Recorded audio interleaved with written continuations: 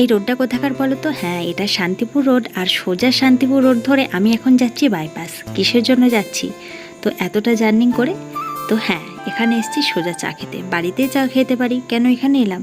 তো এখানের চা কিন্তু দারুণ লাগে। অনেকে কিন্তু খেয়েছো, যারা শান্তিপুরে বাড়ি তারা তো সকলেই জানো এখানে চায়ের দোকানে চায়ের কত সুন্দর টেস্ট।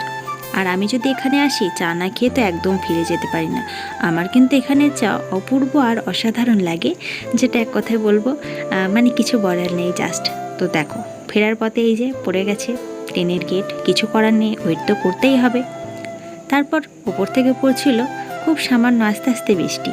তো কিছু করার নেই, যে দাঁড়াতেই হবে। আর রাতের ট্রেন জার্নিংয়ের ব্যাপারটা না আমার কাছে কিন্তু বেশ দারুণ লাগে। কিন্তু রাত 10টার পর ট্রেন জার্নিং যদিও আমার কখনো করা হয়নি, ইচ্ছা আছে যদি দূরে কোথাও বেড়াতে যাই রাতে ট্রেন জার্নিংটা করব। তারপর এখান থেকে ফেরার পথে কোথায় যাব, চলো চলো ঝটপট দেখে নাও। এই যে পরের দিন আছে রাখি, তো রাখির কালেকশান এখানে দেখছি।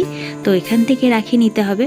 তো পরের দিন কিন্তু একটা ভিডিও আসছে তোমাদের জন্য রাখি পূর্ণিমার। তো যাই হোক, ভিডিওটা দিতে কিন্তু অনেকটাই দেরি হয়ে গেল। তো ভিডিওটা কেমন লাগলো অবশ্যই আশা করি তোমরা কমেন্টে জানাবে। আর সকলে কেমন আছে সেটাও কিন্তু কমেন্টে জানাতে ভুলো না। টাটা।